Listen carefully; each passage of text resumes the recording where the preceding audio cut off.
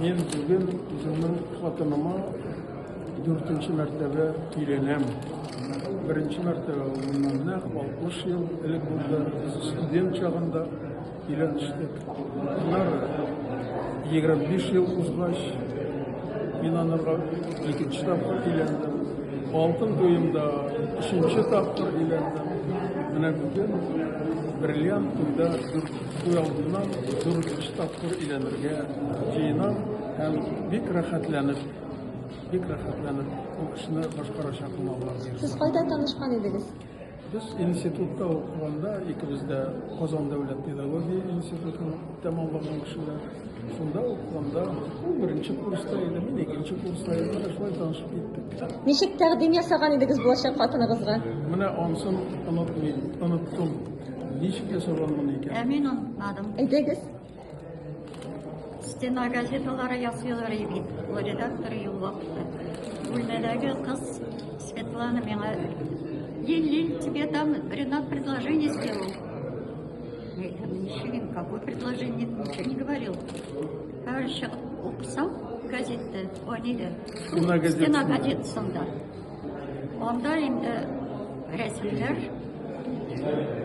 şiiri var idi.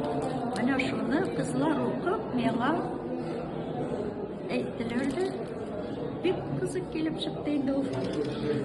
Oysa unutmam. Mana necha yil birga yashashning eng yashashning siri narsada? Onun sırrı yok. Birbirini yaratsan, birbirine yol versen, birbirini anlasan, birbirinin tuğanların, dostların yaratsan, ailenin negizinde şol yapar. Tuğanlarım ailenin bilen dost yaşasam, tuğanlarım bilen dost yaşasam, yine şol indi şol yapar. No, men şunu gına aytasım bile, toyga hatlı yigitlerini açık bizden kararga gerek. Nık,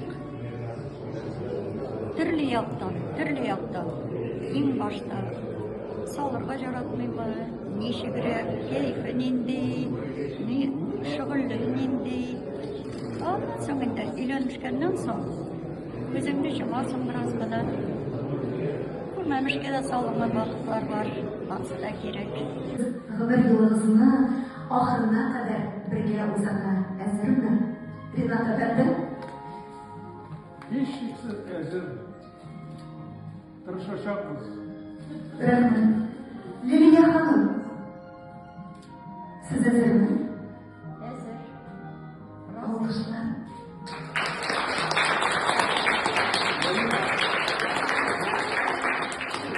Men hatto xotinima 5-martaba uylanirga ezir.